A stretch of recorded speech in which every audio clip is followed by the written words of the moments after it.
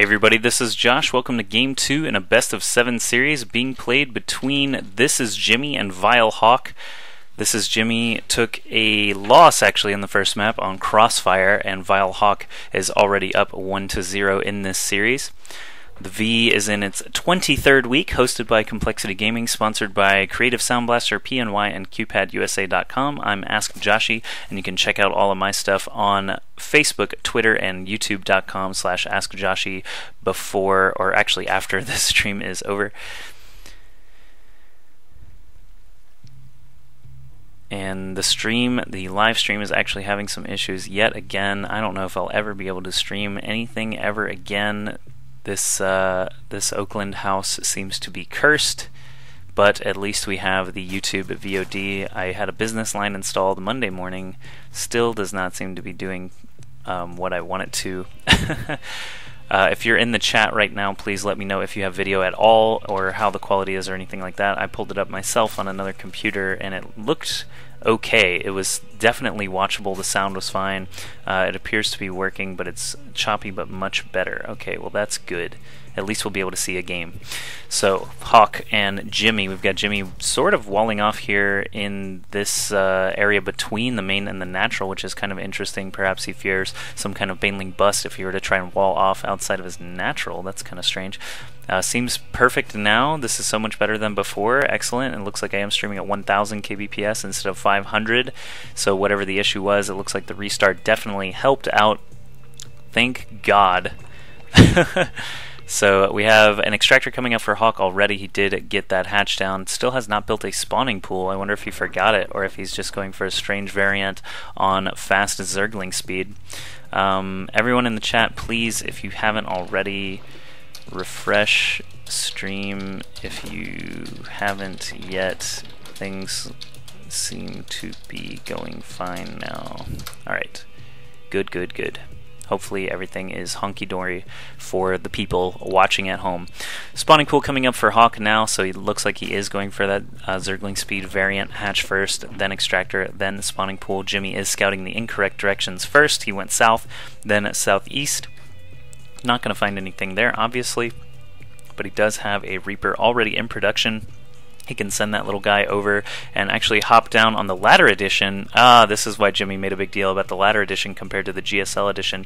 The ladder edition has this little gulch here where a Reaper can hop down and hop straight into the main, whereas the GSL version, this is just a cliff. There's no land bridge there. So the Reaper being an integral part of Jimmy's strategy, perhaps here on Tal'Darim Altar, makes a lot of sense to me. So we'll see how that Reaper actually ends up getting used. It's already on its way to the main. It looks like he instead is just going to hop up the cliff to the natural. He's already building a bunker there. We saw this on Crossfire, or at least I saw this on Crossfire. The stream was having a little bit of issues, but the Reaper already lobbing grenades at this hatch. He's going to need to get out of there before those lings and drones surround him. The SCV, also being careful with the SCV, keeping it from getting surrounded and killed while it finishes up that bunker. Oh no, check that out! The Reaper had nowhere to go. The SCV was blocking his exit, and the trees here on the low ground made it so that the Reaper couldn't go anywhere. Bad luck there for ThisIsJimmy. His Reaper actually got cornered. That is a very rare thing indeed. So Reaper number 2 coming along, but that bunker, SCV, and Reaper are all sunk costs. I don't even know if the Reaper got any kills.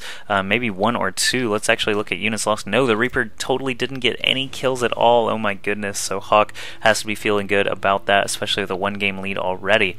Back over in Jimmy's base, it looks like he's throwing up a factory and a command center, going for a pretty quick expand off of just 1 gas. This is sort of the making of a 1-1-1 with expand. We got 2 Reapers on the low ground here. Zergling speed will be done in just a moment. Now it is finished, and this Reaper is going to have a much harder time staying alive against 2 Speedlings rather than 2 Zerglings. So Hawk finishes off the Reaper threat. He's still got 2 Queens here at his natural and 1 at the main. Going to be connecting these bases soon, I imagine, with a Creep Tumor. Maybe not. I don't know. But yeah, pulling the SCV was great, and then the Reaper got cornered. That was super unlucky. But 2 more barracks going up now, so not a 1-1-1 expand. Instead, just mass racks, and it looks like Blue Flame Hellions are going to be on tap as well. There is that Infernal Pre-Igniter that delicious blue flame that all Terrans covet. It's actually had a huge rise in popularity. Oh no, it looks like he's not going blue flame. He's tricking me. He's actually going mass marine tank. 4 barracks, 1 factory. He's got his second orbital done, just dropped the mule there, and now starting to build SCVs. He's not confident about taking this natural just yet, but Hawk seems to be pretty much in his comfort zone. He's already up by 16 supply, which is a huge deal, and 12 of those are harvesters. Hawk seems to be sitting pretty comfortably here. He's also got his lair on the way, gas number 2 and 4, actually, sorry, 3 and 4. I didn't realize he had this extractor over here already, dumping 3 workers onto gas now. That'll put him up to 9 and soon 12, and he'll be able to afford all that lair tech pretty easily. 1 queen here, dedicated creep tumor spreader. I like it. This is going to allow him to get all the way over to this top left location pretty quickly with his creep. Jimmy finally pushing out now just a little bit with his 5 marines so that he can actually take over his natural. This orbital command going to be landing safely. He's probably going to want to move these production structures. No, actually, he's tacking on reactors and tech labs and things. I was going to suggest perhaps dropping all these barracks down at the front instead of inside the main. So that's actually kind of interesting. He's leaving himself very open to mass speedling attacks or even infestors coming in here, sneaking in, burrowed perhaps, and dropping big fungals or even infested swarm eggs all over the place. But Hawk doesn't actually have an infestation pit yet. Instead, he's going for that spire and the Baneling nest. Baneling Muta is a very common strategy, Zerg versus Terran. It's been around forever because it works so well. And there haven't really been any significant balance changes to make it less potent. So Hawk just sticking to the old standard, not worrying about any infestors for the time being. He's also getting that melee attack upgrade level 1, which of course means that these Zerglings and Banelings will both be doing a lot more damage to all these poor little marines and tanks that Jimmy is pumping out. Jimmy is not dead in the water just yet, though. He is actually catching up on supply now. He's only 4 behind, and now that his second orbital is down, he can try to catch up on harvesters. He's getting that stim pack upgrade. There's really not a whole lot of action going on the map. This creep spread is just great, though, out of Vile.Hawk. I like seeing that. Like I said earlier, he's soon going to have it all the way over to Jimmy's ramp, and then it'll be very difficult for Jimmy to try and stave off after that.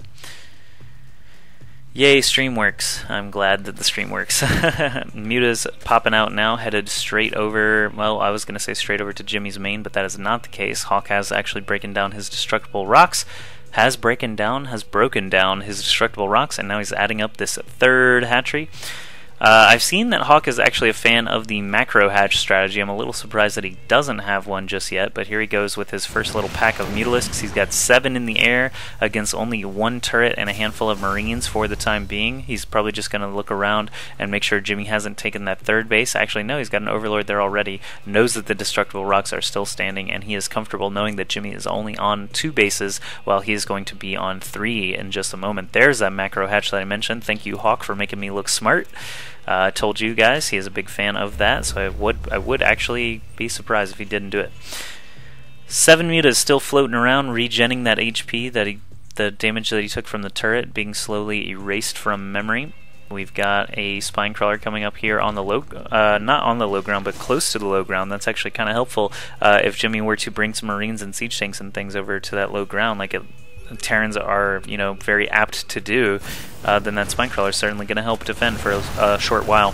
He's going to plow through these creep tumors. Of course, the creep spread is great, but when a Terran can just scan and murder them unopposed, it can disappear pretty quick. 5 Banelings morphing. Banelings are going to certainly help against this huge Marine force unless Jimmy has some masterful splits. It looks like he's going to take out a couple of Overlords here. I'm surprised he's actually not moving forward a little more and nabbing those free Overlord kills. Those things are valuable, and he actually could have supply blocked his opponent, Vile.Hawk, if he had dedicated just a couple more Marines and finished off that second Overlord. He is actually supply capped right now, but not in the red. Tank sieges up and gets picked off very quickly by this pack of Mutalisks.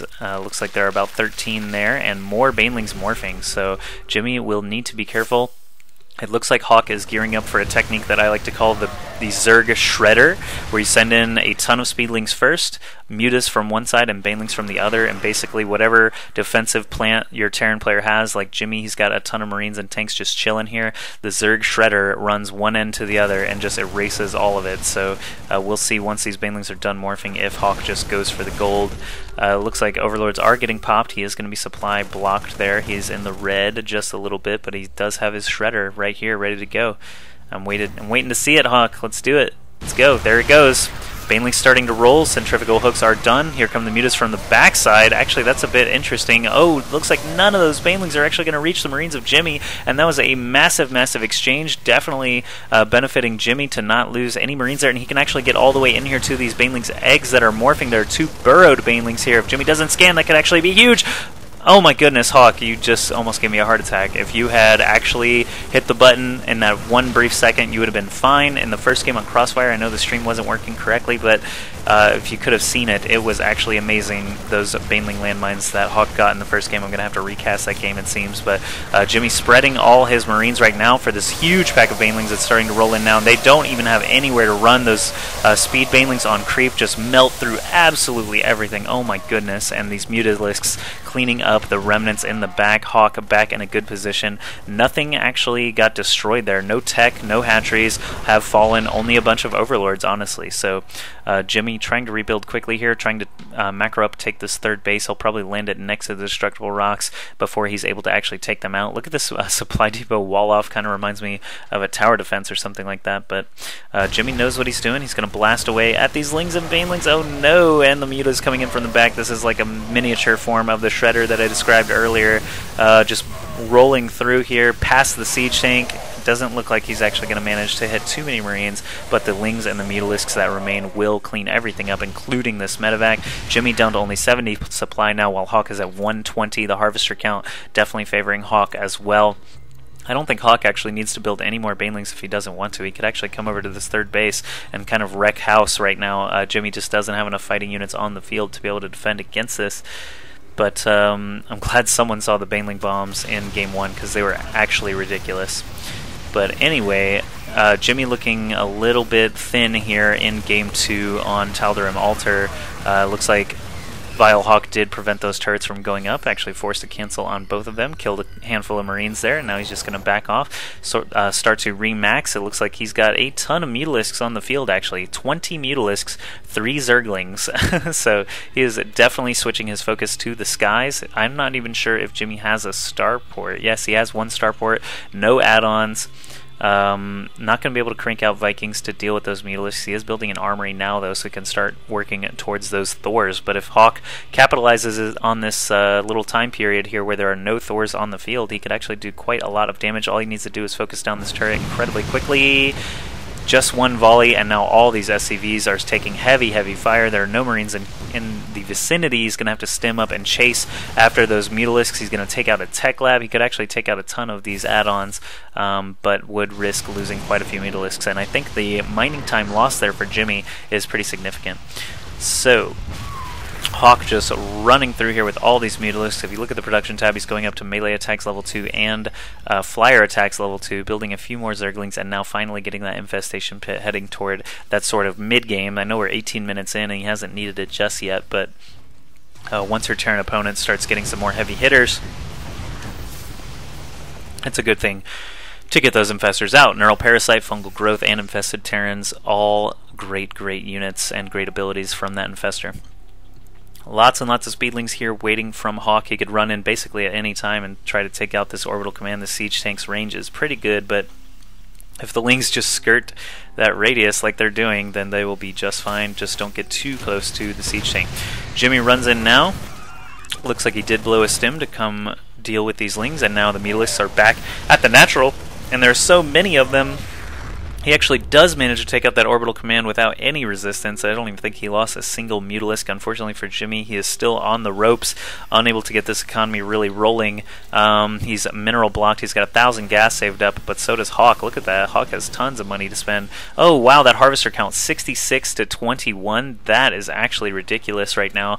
Hawk is going to have just an entire production bar there full of stuff, and he is just going to mass murder all these remaining Marines. The Lings and Banelings on the south side aren't even going to deal with Jimmy's forces there. These mutas are just going crazy in the natural of Jimmy. He's going to take out all these supply depots. Once Jimmy loses this Marine and tank force, it is going to be totally game over.